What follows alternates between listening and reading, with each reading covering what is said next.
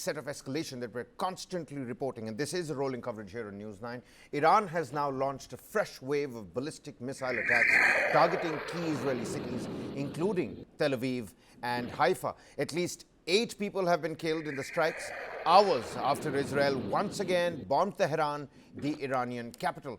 Visuals from Petah Tikva in Israel on your screens, where Iran says they've also eliminated head of an Israeli military battalion.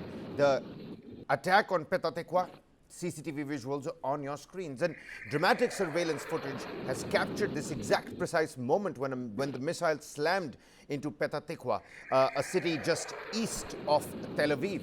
And reportedly, an Iranian missile it has directly struck the residence of an Israeli army battalion commander in Petah Tikva.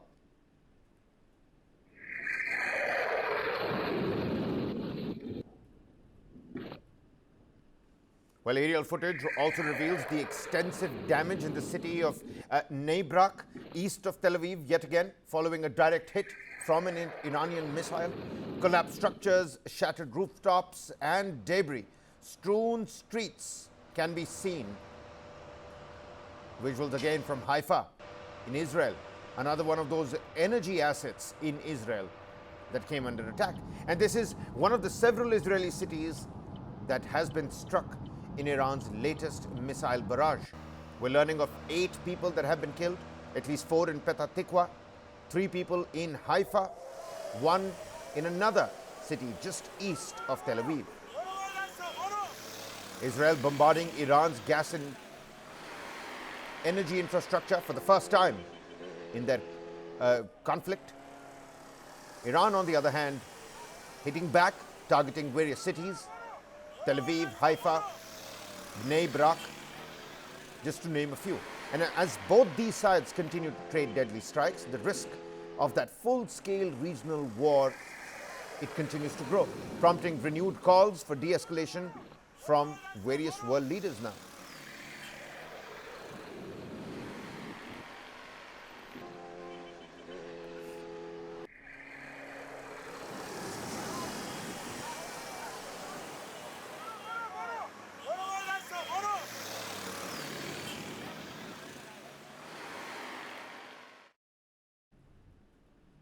Now, as tensions between Israel and Iran, they continue to spiral, the United States' embassy in Israel has also suffered minor damage from the force of the Iranian missile strikes that took place near Tel Aviv.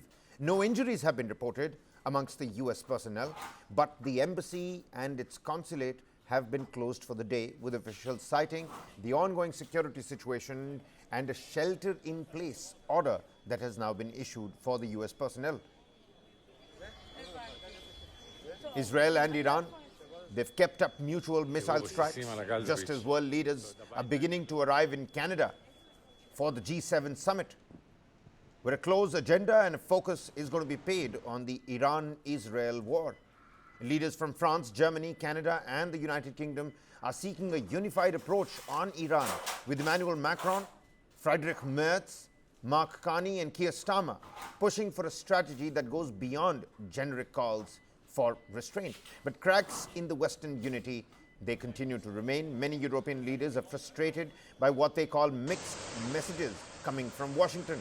Trump's administration has excluded Europe from back-channel talks with Iran and appears focused solely on weakening Tehran militarily to force it back to the negotiation table.